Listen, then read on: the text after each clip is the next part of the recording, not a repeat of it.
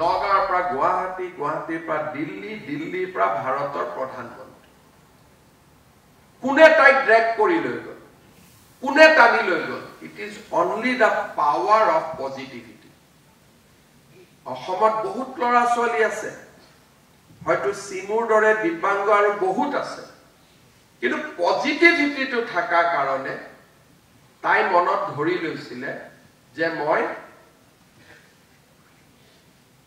মোৰ যিটো শক্তি, সেই শক্তিৰে সেই শক্তিক মই সম্ভাৱনালৈ ৰূপান্তৰ কৰিম আৰু মই নিজৰ ভৰিৰ ওপৰত নিজে থিয় দিম।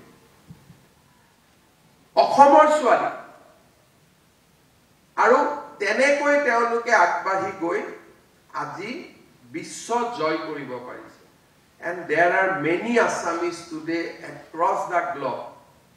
কোনোবাই startup movement-ৰ লগত জড়িত হৈছে, কোনোবাই ইনকিউবেশ্যনৰ লগত জড়িত হৈছে, কোনোবাই কৰবাত গৈ AI শিকিছে, কোৱান্টাম ফিজিক্স শিকিছে। আমাৰ অসমৰ 800 ছোৱালীয়ে তামিলনাডুৰ হুচুৰত আজি সেমিকণ্ডাক্টৰ চিপছ বনাই আছে, যাতে ইয়াত জাগিৰোডত আৰম্ভ হোৱাৰ লগে লগে তেওঁলোকক আমি লৈ আহিব পাৰো।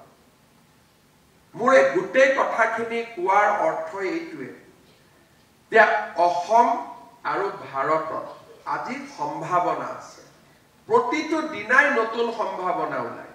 ৰাছিয়াৰ প্ৰেসিডেন্ট আহিছিল ইণ্ডিয়াৰ ৰাছিয়াৰ প্ৰেসিডেন্টে ক'লে যে আমি নিউক্লিয়াৰ এছএমই বনাম, অৰ্থাৎ সৰু সৰু নিউক্লিয়াৰ পাৱাৰ উৎপাদনৰ আমি কেন্দ্ৰ বনাম 150-200 megawatt. Clean power, nuclear power means clean power. So now we need, in 10 years of time, we need lot of students who have studied physics, more particularly nuclear physics.